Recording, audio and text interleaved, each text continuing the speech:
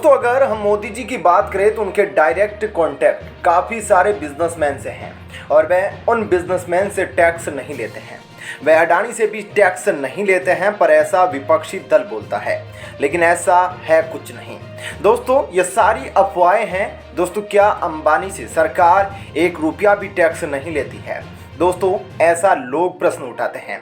तो क्या है पूरा सच? क्या सरकार अंबानी से टैक्स नहीं लेती है? इन सब बातों के बारे में हम आपको विस्तार से बताएंगे, तो वीडियो को लास्ट तक जरूर देखिएगा।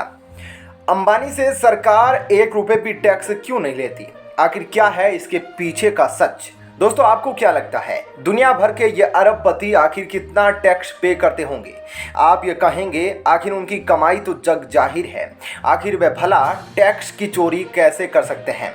Jeff Bezos, Warren Buffett, Elon Musk, Michael Bloomberg, ये वह नाम हैं जिनको शायद ही कोई ना जानता हो।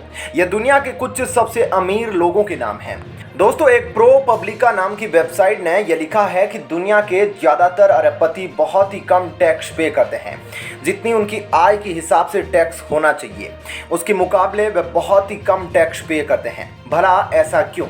हो सकता है कि आप बोले कि यह तो विदेश की बात है, हमारे देश में ऐसा नहीं होता होगा।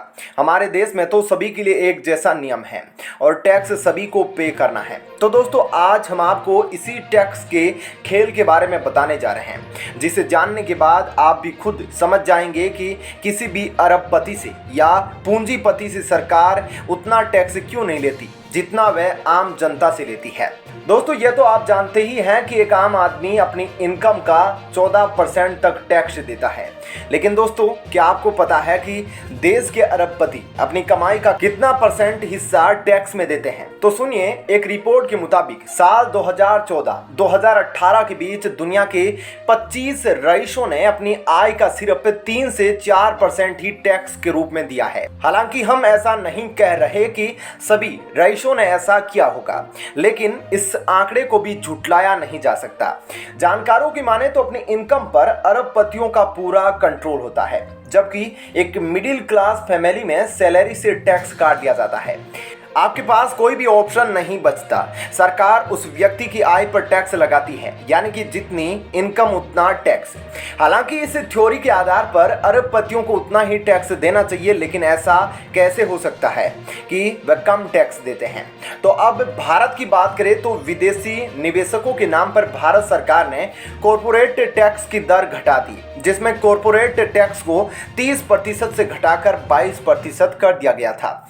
जिससे हुआ यह कि पिछले 21 सालों में यह पहला मौका था जब आम आदमी के लिए दिए जाने वाले इनकम टैक्स का कलेक्शन कॉरपोरेट कंपनियों की तरफ से दिए जाने वाले टैक्स से ज्यादा रहा। दोस्तों इसका सीधा सीधा मतलब यह है कि एक आम आदमी टैक्स भरता है और वही रईस आदमियों को टैक्स में छूट दी जाती है।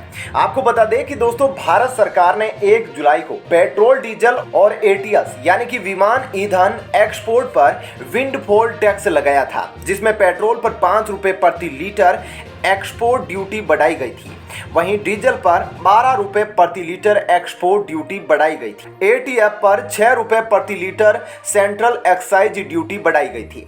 एक्साइज ड्यूटी बढ़ाने का मतलब बाजार में पेट्रोल डीजल के उपलब्धि को बढ़ाना था, लेकिन उसके बाद से फ्यूल की कीमतों में ग्लोबल स्तर पर गिरावट आ चुकी थी, जिससे कि क्रूड उत्पादकों और रिफाइनरी कंपनियों को बहुत घाटा हो रहा था। इसके चलते 19 जुलाई को सरकार ने विंडफॉल टैक्स में बदलाव कर दिया। तो दोस्तों इस वजह से अमीरों को टैक्स कम देना पड़ा।